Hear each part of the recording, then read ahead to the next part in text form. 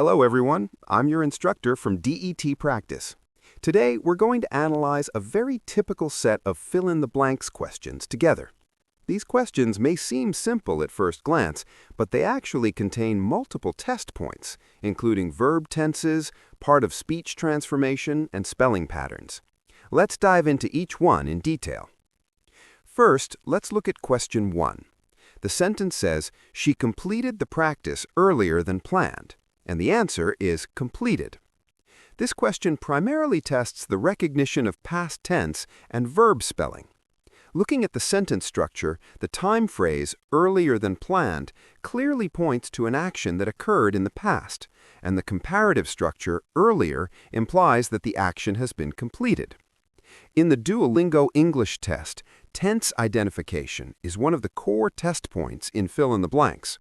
We need to determine the verb form through contextual time clues. Complete, as a regular verb, forms its past tense by adding ed, but notice that verbs ending in e only need to add d. This is a basic point, but one that's easy to miss when answering quickly.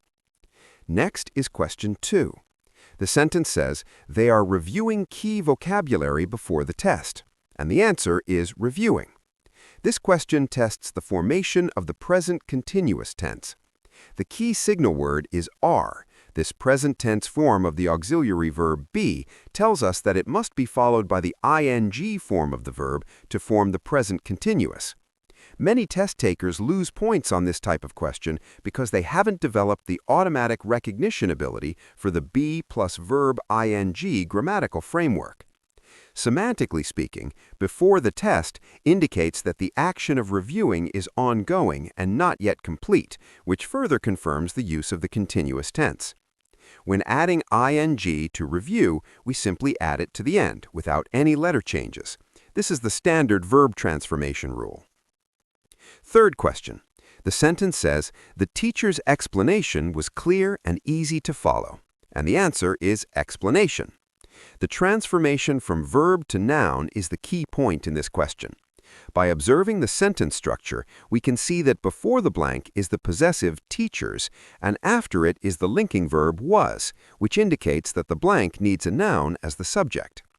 When the verb explain is converted to a noun, we need to remove the verb suffix and add ation, which is one of the most high-frequency noun suffixes in English.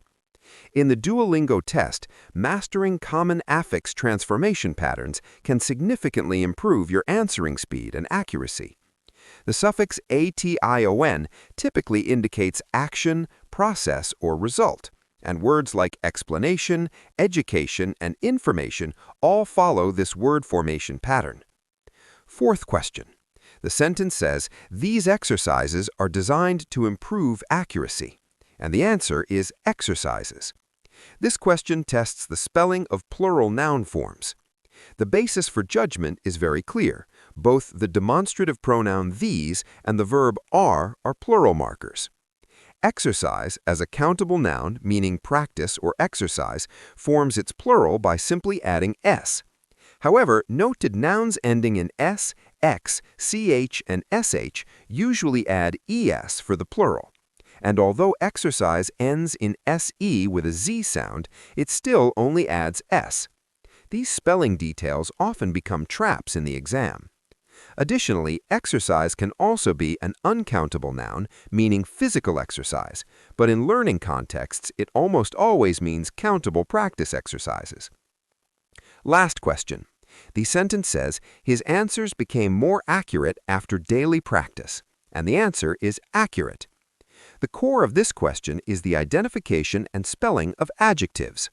The word more in the sentence is a comparative marker, which must be followed by the base form of an adjective or adverb, because more itself already expresses comparison. Accurate is a medium to high-frequency vocabulary word, meaning precise or exact, and it's used extremely frequently in academic and testing contexts.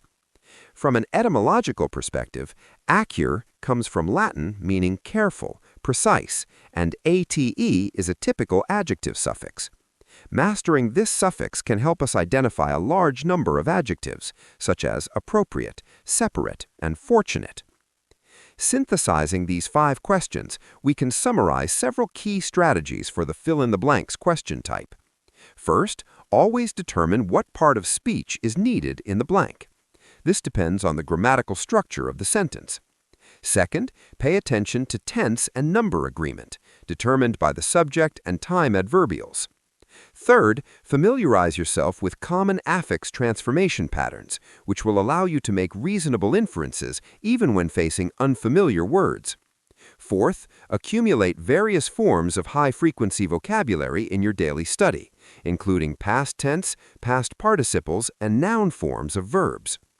If you want to systematically improve your Duolingo English test scores and master more problem-solving techniques and high-frequency test points like ease, I strongly recommend visiting DETpractice.com. Register now to get a free 3-day VIP membership trial. Don't miss this opportunity to quickly boost your score. Start your efficient test preparation journey today.